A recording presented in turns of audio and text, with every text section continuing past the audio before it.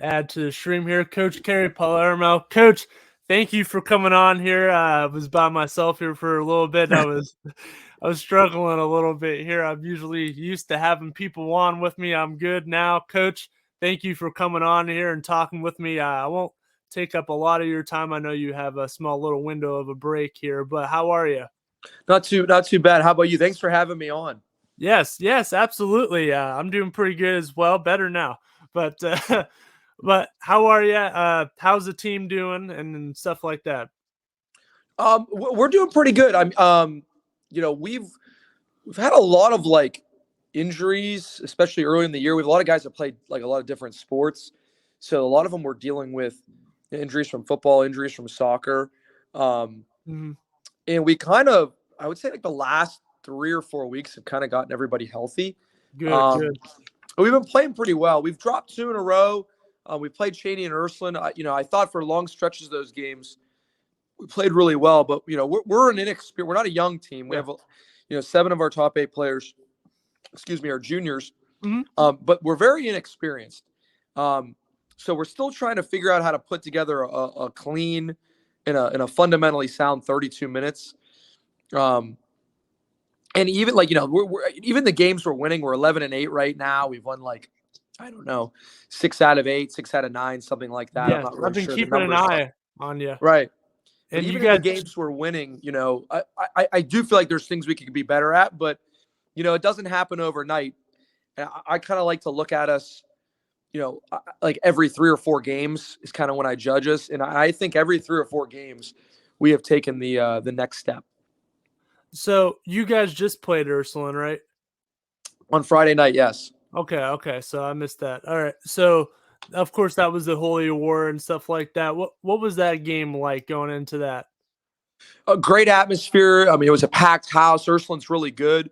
Yeah. They kind of hit us in the mouth early. We were down 7-0, and we were down as many as I think maybe 13 or 15 points in the first half. Our kids really settled in, I would say, midway through the second quarter, and they had to scratch and scrape and claw for literally everything they got, whether it was a defensive stop or whether it was a clean look on the offensive end. We got it to 7. I felt with all the momentum at halftime. We came out of half. I think Ursuline scored for us to get it to 9. And then with about 5 minutes left in the third quarter, it kind of went back and forth. We got the lead down to 4 many a times with the ball, but it never seemed like we could get that score and that stop, in back-to-back possessions. We would score, they would score, we would score, they'd score, we'd get a stop. Or that, they'd miss a shot, we'd come down, miss a shot. You play them again, don't you? We play them tonight. Yeah, you play them It's a again rescheduled tonight. game from about a month ago. Our whole program, I had about 14 of our 18 JV varsity players had the flu. Oh, gee. Yeah, so it just it wouldn't have been. I don't think people would have liked the people paying the admission to come to the game would have appreciated that much. But yeah, we get a chance to come back tonight, and we get another chance to try to put together a full 32 minutes against those guys, and they're really good. I mean, they're state ranked for a reason. But again, I thought the middle part of the game, for about 16 minutes, I thought we played right with them, and maybe even raised the bar from the game intensity standpoint a little bit. But same thing kind of happened last Tuesday. We were down maybe 17 points to Cheney early in the first half. In the fourth quarter, we had the lead to 6 with the ball underneath the hoop. We ran a really good out of bounds play.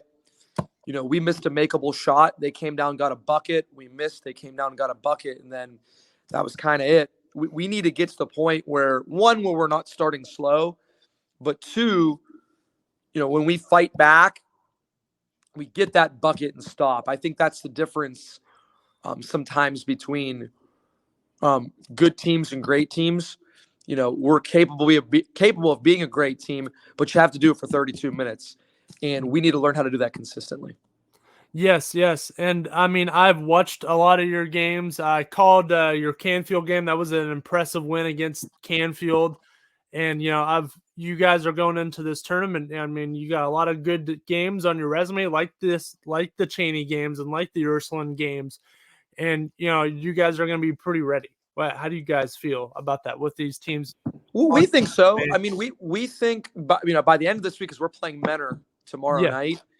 So we feel that by the time we get in our district, we'll have played 8 or 9 games against teams that are better than anybody in our district. That doesn't mean, I'm not saying like we're I'm not saying that we should go in there and run through. Like there's, if we don't play well in any game, like we're good enough to lose. I think we're good enough to beat any team in our district, but I also think we're good enough to lose if we don't play well. I don't, I have respect for all the teams in our district, but I don't think there's going to be anything that we haven't seen this year. That's why we schedule the teams we played.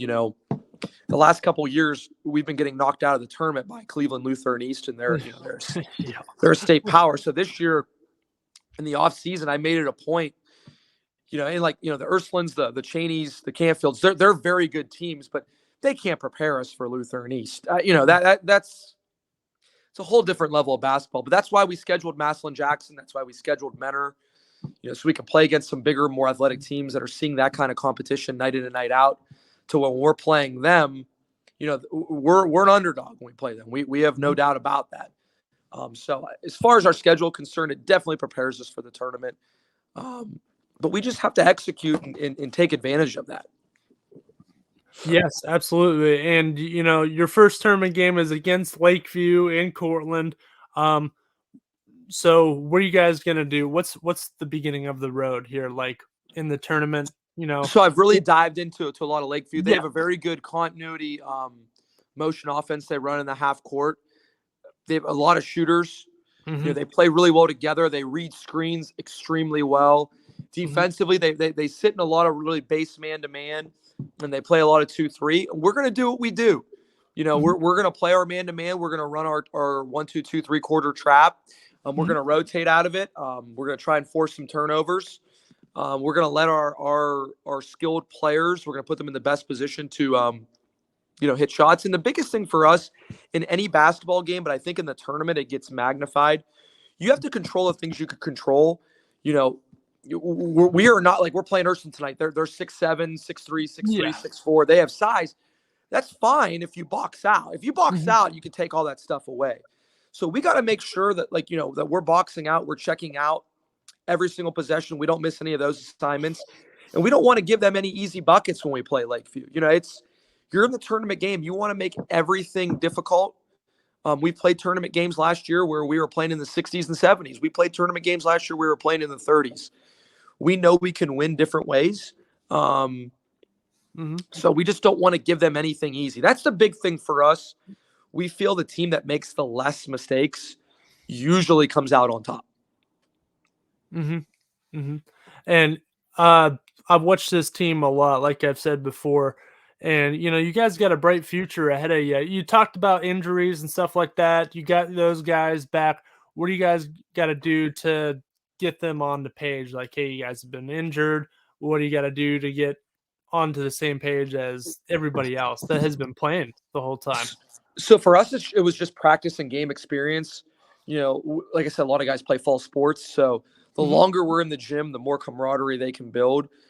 We haven't, the last 4 years, our system, you could call it a system, whatever it is, but our program and our philosophies have not changed. Our principles have not changed. So the kids understand what we're doing, but we haven't done it with this group. These kids have all played together for 3 and 4 years, but they haven't done it collectively in games, being on the same team in practice. So you have to go through that. In game experience, you can't substitute that. We had a unbelievable scrimmage schedule. We scrimmaged Lutheran West, Cornerstone Christian, Olmsted Falls. We scrimmaged the Badger team that's having a really good season. Yes. We went. They're playing great. We scrimmaged Smithville, Tiffin Columbia Station, some teams out in, I guess you'd say north central Ohio that are really good. And a lot of those teams are a lot better than the teams that are on our schedule. But a scrimmage is a lot different from a game. When those lights are on, when the crowd is filled, when there's students in there, that know your girlfriend's name and are talking about you, that are, saying stuff to you. They're making fun of what you did in 10-year-old baseball. Yeah. You don't get that in an empty gym on a Saturday morning in a scrimmage. So our kids had to experience that and go through that together. I know the kids like to say, they've been through it. They're going through it right now. We've got to go through it.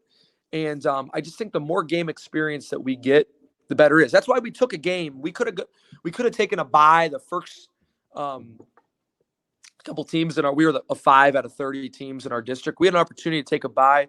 We wanted to take a game in the first round just to give our guys that tournament experience. Mm-hmm. We didn't want them to sit for a week and think about it. We wanted them to get on the floor and play. So I think the game and practice experience together is the biggest key for us. Yes. So if you get past Cortland here, it looks like you go and play Rootstown next. And, I look at the other teams in here. I mean, you got like Kirkland in here. You have, Menor. Mineral Ridge is in there as well. And, teams like Wycliffe. What would you do to prepare if you make it to that stage? Like, to keep it in your guys' heads, like, hey, one game at a time, stuff like that. So I think our guys have a really good understanding of that. Just because, again, with the schedule we play, we played Ursuline this past Friday, but on Tuesday we had Cheney. So it's like, hey guys, if you look past Cheney, you're gonna get embarrassed. Like, you're gonna get an eye. Like they're too good for you to look past them. That game is not going anywhere on Friday night. So you got to make sure you take care of business on that front. With that being said, going back to the tournament last year, we opened up with Mineral Ridge and Crestview, and they were both lower seeds last year. And we kind of handled our business against Mineral Ridge. In the Crestview game, their record wasn't very good, but they had like 8 or 9 losses where, they were in the game, and they have they had very good, talented players. They had guys, they had seniors that have been there and been through it. They got, I think his name is Kirkland Miller, is a really good guard for them. He really hurt us in that game. I think we won 49-43. And to be honest with you, we were very fortunate to get out of there with a win. They outplayed us that game. They kind of just turned the ball over the last minute and a half. And our kids hung in there. Like, they were composed when they needed to. But just from going through that experience, and there are 3 guys that were on that team, and there were 5 guys that were on the bench watching that, I think, we can't afford to take anybody lightly. We lost a couple games early this year in games that they're not against bad. Like, we lost, East and Girard have winning records. They're good basketball teams. Yes. Those are games where, we were beating Girard by 7 with 4 minutes to go. We were beating East, with 11 seconds to go. And we made some uncharacteristic, unfundamental plays down the stretch. And they beat us, and they deserved to beat us because, they had played a better game the entire game. We ended up playing East a little bit later in the year, and they were missing some guys because they had some transfer guys that weren't eligible because of those rules. But, we were focused, we were engaged, and we took care of business. I don't think there's much our players haven't seen, but just understanding that it's one game at a time and just going through the process of it, I think that'll put us in the best position to, have a chance to win our 3rd straight district title. Sweet. And, you said 3rd straight district title. You guys have been here. What's that like to be going for a 3rd district title like that? It's really an honor. My first couple of years coaching, we really struggled. We had good kids. We were a young team, inexperienced. I don't think me or my staff was as good 7 years ago as we are now. I wish I'd have been a little bit more patient 7 years ago. I wish I'd have had a better understanding of the talent that I had and the players that we have to put together a system and a program that more suits their strengths. I think I have a much better, and you can always get better. And I think I could be better as a coach every day, but I have a better understanding of that now. So I know what it's like to struggle.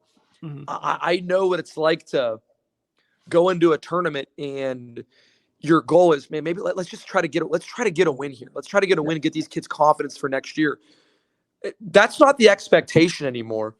And I don't know if our players and I don't know if our fans have an appreciation for that because we've won 18 games last year. We won 17 games the year before that. We were playing in the regional final last year. I don't think they have an appreciation for how hard that is to do back to back. I don't know if they have an appreciation for it now, but I do as a coach. That's what makes it special. To be honest with you, that the years we really struggled, I've grown to, be more fond of those years and look back a lot more.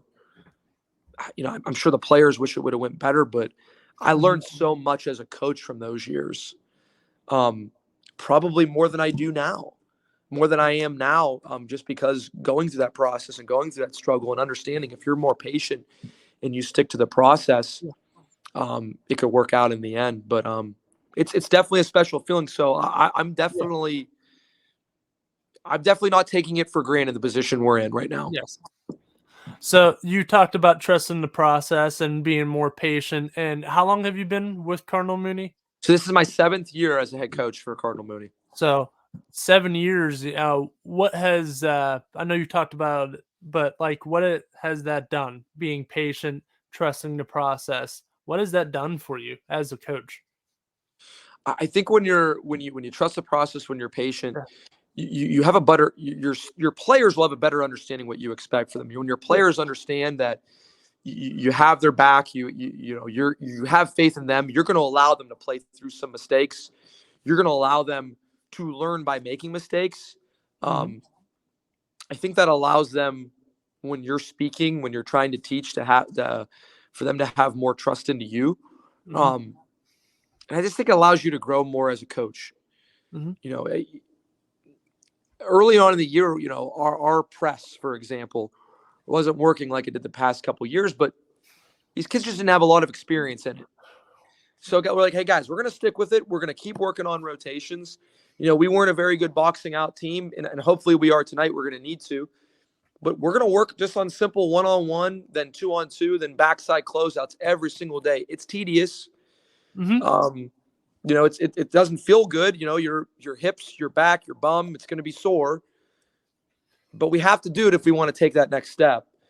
And we're seeing the results of that. We're going to work on closeouts every day. It's not fun to get in a stance for 30, 40 seconds, to break down, to chop your feet.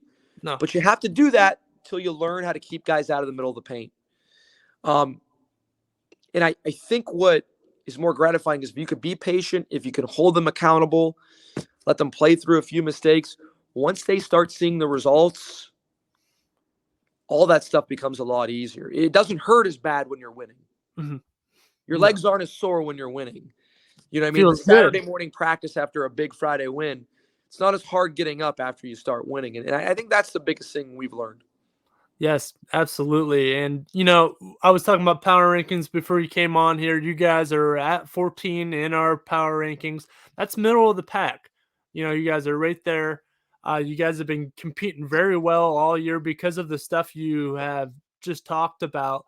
And, what does that mean to you that like, hey, we're like halfway there. Like we're right in the middle. We're not on top, but we're not on the bottom. We're floating around. We're upsetting some teams. We're losing some games, but we're keeping our composure. So Matt, here's what I would say to that. Yeah. Like our kids use all that as fuel because, don't get me wrong. Like I'm sure who's at the Ursuline's got to be at the top, probably Canfield, number 2. Ursuline, Canfield. Yep. Yeah. And they just definitely deserve to be there. Louisville. Right. Louisville, no question. Yeah. Right. Yeah. So with that being said, last year we probably wouldn't be on any of those power rankings, but we get in the tournament in the semis. We beat Liberty, who's the 3 seed who has 18 wins. Yeah. We beat the number 1 overall seed, Springfield, who I'm sure was at top of the power rankings. They were 24-1. Yeah. Then we beat Camel, who was at top of the power rankings, who were 24-1. Yeah. With the exception of like Ursuline, Canfield, and I'm sure Cheney's got to be up there. Yeah. Cheney's up there. Yep. Some of these teams, and I take nothing away from them. Yeah, they probably should be a little high. I mean, I get it. Like you're going by record and whatnot. Yeah. We have a system. Yeah. If some of these teams played our schedule, like I don't think some of these teams would ever. I don't think if they were paid $10,000 to play Massillon Jackson, they would do it. Yeah. We're going to play Ursuline tonight and Menor tomorrow night. I don't know any team that's doing that other than I know Ursuline doesn't like to play back-to-back games. Cheney does. I don't know any other team that's doing that. Some of those teams that are ranked higher than us, if they played our schedule, they'd be a little bit further down on that list. Mm-hmm. And then that's fine. I get that. That's, the talent in their area. You got a schedule. You got bigger conferences. That's how it goes. Our kids really don't pay any mind to those things. We know who we play, and we know who we play against in practice every day. So to that, we kind of gear everything we do towards the tournament, and we judge who we are based on where we're at the end of the year. I'm not really sure of the D3 teams that are ahead of us on that. Are there any D3 teams ahead of us on that schedule? I don't think so. Because in our area for Division III, we got the highest seed, right? Yeah. It was 4 Cleveland schools and then us. Yeah. And we thought that was pretty accurate. Maybe we could be another spot higher. We were the 5th out of 30. But as far as the rankings go, I don't think our kids really pay too much attention to that. That's good. They how they do. They use it as motivation, to be honest with you. Yeah, and you guys have been motivated a lot this year. I mean, look at what you just said last year. I mean, beat big teams like Camel, beat big teams.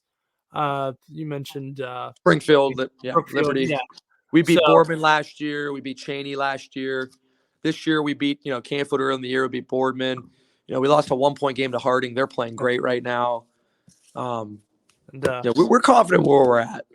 We got a comment right here. Coach Josh Upshire from Badger, who I followed Badger all year long. Sent out a comment here to you, Coach Palermo. It's my guy, man. We used to coach together at Ursuline. Really? Oh yeah, we coached together for like 4 or 5 years. All right. Oh yeah, he does an outstanding job. He's got a great team out there. They got a big one tonight too, don't they? Yes, they go to PV Valley tonight. Yeah. That's kind of a revenge game for them, I think. It is. It sure is. Believe me, I've been calling Badger all year. I went to Badger, so I follow them around a lot. So yeah, this should be a good game for them. A big game for him. Hopefully they can get it. I think they will. I think they will. He'll have them motivated. It's all when you got 2 really good teams like that. It's hard to beat them twice. And they got the Duncan Moy kid. That kid, we scrimmaged them like I was saying earlier in the year. He's as good as any player in this area. So I gotta ask you this. I've had a lot of questions about this. So you've had a lot of great players on your team. I know you had Mateo Fortuna on your team. Now he's tearing it up, doing really good. He's playing really well. How do you feel about that? Like you know what? I am ecstatic for him. He is a very, very talented kid who puts a lot of time into his craft. I mean, that kid eats, sleeps, and breathes basketball. It didn't work out for him here, and that's not a problem as long as I'm letting some kids into my classroom right now. Okay, it's okay. I'll be letting you go here soon. I look at their scores. He's a kid I feel really strongly about. The accolades he's getting and the season they're having an outstanding season. I'm not surprised by it, and I am very, very, very, very happy for him. Good. Well, Coach, I know you got a class here coming here soon, but one more question for you. Sure. You've talked about the underdogs type of stuff. Like what you guys certainly turn a switch on from the past couple of years you've been in the tournament. What do you guys got to do to turn that switch on for another third year in a row for going for districts? For us, it's just sticking to the process, kind of like we talked about earlier. Again, the kids know it's at stake, and we harp on them every single day in practice, whether it's after a big win, whether it's after, a bad loss or a tough loss. I think we're 11-8 right now. Yes. In a week, none of that stuff matters. We went in the tournament 2 years ago. We were 14-3. It was the COVID year, so we didn't get to play all 22 of our games. So we were 14-3. And we had to explain to our kids, that's all fine and dandy. But if you have one bad night, it's over and nobody remembers that record and you don't get to hang a banner for that record. So it's really about being focused and putting together for a couple weeks. Like we'll tell our kids, hey, you got a couple weeks left, school, your family, God's important. But hanging out with your friends, the girlfriends, staying up at late at night, that doesn't matter during tournament time. No. You got to be focused on the objective. And the objective is to be playing the best basketball you can in a week or so. Well, yes, absolutely. Well, Coach, thanks for coming on here with me and talking to me. I'll let you go now. I know you got a class, but thank you so much, and I'll catch up with you further down the season. All right. Good luck I to you. appreciate you, Matt. Thanks for having me on. Yep. We'll see you, Coach. Have a good one. Yep.